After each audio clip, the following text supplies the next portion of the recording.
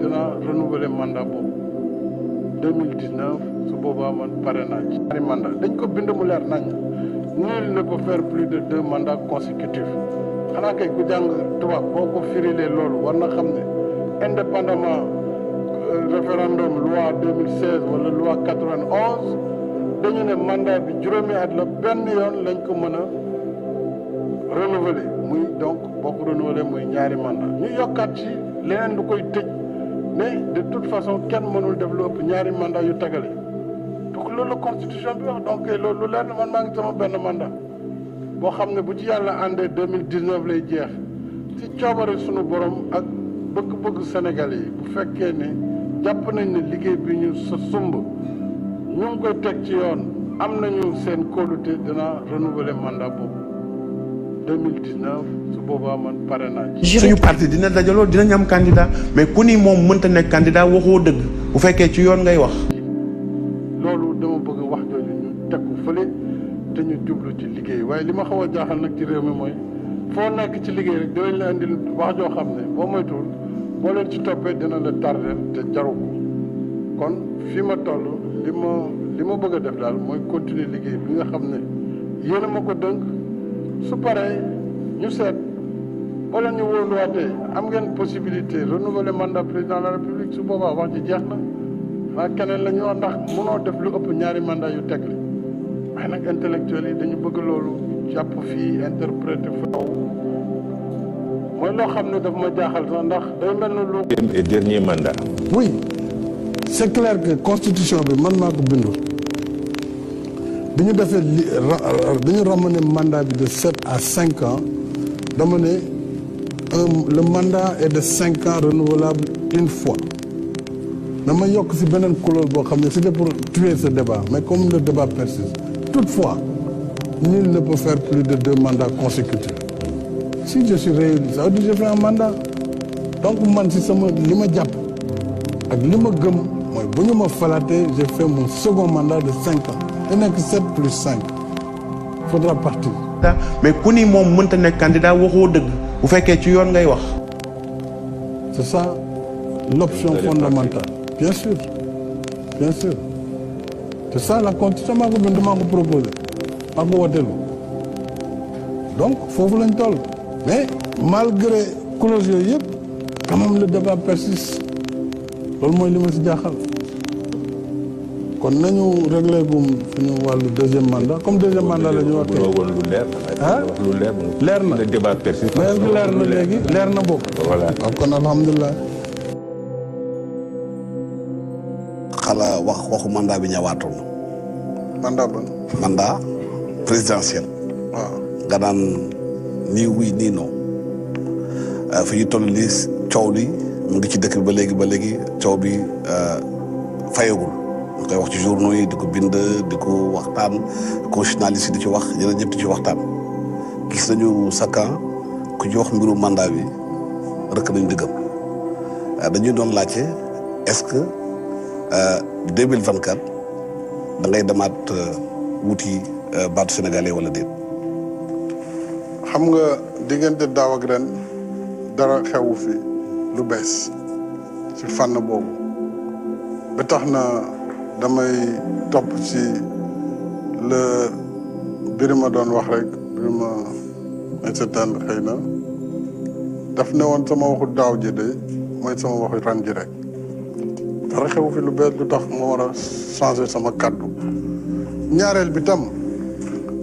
ànd wuti am ba pare beru dafa bokkul ci lu jaadu loolu dama koy wax sax ci beneen fànn mooy ñi naan wala président warul def wala warul def laa ci wàllu njiitum parti ak yooyu lii man dañ ma fal ci kóolute réew mi kaddu gi nga wax laata ñu may fal am na ñu ko posé déjà 2018 2017 waaw moom kañ lay pare benn mandat ñaari mandat de toute façon bés bu wax jotee danaa wax ji ngay dégg nag mënul xumb ba ñu tax ma wax ci baat te li tax ma wax sama waa njaboot aussi buñ ci wax mooy ñun liggéey lañ ñu sant mënuñ la fal ba pare au lieu nga def liggéey bi tax ñu fal la ngay wax ay wax lu ñëwagul. wax fukki doomu réew mi ak lu candidature pour un 3e mandat tax fukki doomu réew mi ak lu teg ñàkk fi seen bakkan signal la boo xam ni bu ñu si jógulee bu ëllëgee daañu am lu ñu metti suñu réew. asalaamaaleykum. mu ngi ci ay pexe lu ne mu ngi koy def yokk na soldo juge yi nag conseil constitutionnel joxe na ay terrain lu ne def na ko ngir ñu jox ko valider ko candidature moom nag yoon ak charte réew mi moo ko dàq ci joŋante bi war a am ku waxul waxu nafeq war nga xam ni moom amul droit nekk candidat kon nag bu fekkee conseil constitutionnel bi nga xam ne moo war a nekk le juge des élections xam loolu ba pare teg si tànkam ne moom dafay nekk candidat ñun dañuy dàq loolu te duñu si ànd tey duñu si ànd ëllëg te dàq nañu ko te dañu def suñu kem kattan ngir loolu du fi amee waaye gis nañu aussi que moom njiitu réew mi taxaw ne tembe jël ay matukaayam ngir andi doole jaay ko askan wi bi conseil bi wax candidature yi immédiatement nañu gis ay samba boy ñenn ñi ñu solo leen tëni ñu sànni ay xeer place bi nga xam ne mooy obélisque andi fa situation gêne de perturbation au même moment police daal di chargé def ay char à eau tour ndox mu tàng nit ñi jaxase manifestation bi violente nit ñi gaañ nit ñi kon nag mel na nu moom ci doole la teg candidature am ci doole la teg fas yéene fokkarti li nga xam ne mooy kàddu askan wi loolu la ñu ne ñun duñ ko nangu te it comme moom léegi won nañu yoon wi démocratie mënul am boo ko waxee du dégg waxtaan ak moom mënul sot adduna bi yëpp wax nañu ak moom nanguwul kon li ñu defee mooy ñu résister ñi nga xam ne démb barki démb suñu maam yi bi nooteel ñooy taxaw nañu jànkantoonte ak ñooñu doon leen noot tey jii nag kii noot ñun la bokk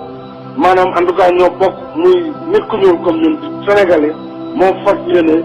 noot Sénégal ngir toog fi toj fi doomam te dañu ne loolu du fi amee. d'accord may ñaawlu aussi li mu def ndax waxtu li may wax ak yow sorewu ma place de l'Obélisque ñëw nañu si bërëb bi ma ne police dugg na si kër muy violation de domicile toj ay oto yoo xamante ne samay oto la suñu sécurité amoon ak oto yoo xam ne ay xale ay militants ñoo fi nekk par coup de matraque la ñu tojee vitres yi gaañ leen dóor chauffeur yi waxtu li may wax ak yéen ñooñu ñu yóbbu nañ leen ci clinique bi nekk yootu place de l'Obélisque loolu yëpp dañuy jël Abdoulaye Wade pour personnellement responsable lépp lu ci dal nit te déjà naqaru nañu deret bi nga xam ne tóor nañu ko ak lépp loo xam ne ëllëg dana nekk conséquence ci position bii mu def moom moo koy yenu moo koy sooke te lépp. D'accord. Voilà, monsieur Sall Macky. Benno Siggil Sénégal, que vous inspire ce que vous avez vécu aujourd'hui ici à la place Woutou? Eh bien, nous avons vécu plusieurs choses en même temps. D'abord, la résistance populaire face à l'inacceptable, face à la volonté de museler le peuple. Le peuple est sorti pour montrer que la souveraineté lui appartient. Et au moment où nous étions là, il y a eu des provocateurs qui ont jeté des cailloux pour permettre aux policiers de nous charger. Alors que tous les leaders étaient sur cette place. Ils nous ont chargés et c'est de la provocation. Au moment où je vous parle, un de mes militants, Biram Faye, a été lâchement blessé par un colonel du GMI. Et ça, nous l'avons identifié. Nous poursuivrons devant la justice cette agression inqualifiable. Donc, au moment où nous parlons, nous sommes encore là pour effectivement dire non et pour, avec toutes les populations, refuser l'inacceptable. Voilà. Et s'il vote? Mais s'il vote la loi, nous continuerons à exiger son retrait et le départ du président. Nan nga gisee tey loolu waaw li ñu gis tey mooy wane ne peuple bi jëlaat na boppam gis nañu volonté manifeste bu nguur gi pour jéem a manipuler ak gaañ population yi ñoom ñoo wax démb ne nit ñi mën nañ manifester bi loolu yëpp c'était pour concentrer ñëpp fii bu ko defee police mën a agir loolu nag ñoom dañu provoquer ñëpp gis nañu provocation bi ñu def leader yëpp a ngi taxaw ñu attaqué leen dal seen kaw loolu jaay doole la waaye du tax ñu ngi nii encore taxaw te dinañ taxaw bu loi bi jàllee dinañ continuer chaque jour xeex ko woo population yëpp ku ne fa nga nekk nga combattre ko jusqu'au bout moom kay duñu ko nangu. Oui, président. Déjà une contribution à travers d'autres mécanismes, le mécanisme de maintien de la paix du système des Nations Unies, du casque bleu. Nous sommes aujourd'hui présents au Mali, dès le début de la crise, avant même que les Nations Unies n'interviennent. Par solidarité, nos pays avaient, à travers la MISMA, une mission de soutien pour la lutte contre le terrorisme au Mali. Nous avions donc volontairement envoyé à l'époque près de 600 hommes, tout comme la plupart des pays comme le Burkina Faso et le Niger. Par la suite, les Nations Unies, à travers la MINUSMA, sont venus prendre le relais et nous sommes présents avec 2 QRF, donc, qui sont des forces de réaction rapide. Totalement qualifiés au Parlement, mais nous avions choisi de consulter directement le peuple sur une réforme très sérieuse, très constructive, très consolidante de la Constitution pour régler principalement la question de la durée et du nombre de mandats du président de la République ainsi que du mode d'élection. Cette question a été définitivement fixée dans cette Constitution. D'ailleurs, en 2016, ce dont il était question, c'était moins le nombre de mandats que la durée. On devait passer du septennat au quinquennat bloqué. Mais le nombre de mandats s'est réglé depuis très longtemps, c'était 2 mandats. Donc, le nombre de mandats n'a pas été modifié. Pourquoi engager une discussion sur un débat de 2024, un débat qui n'a pas lieu d'être, puisque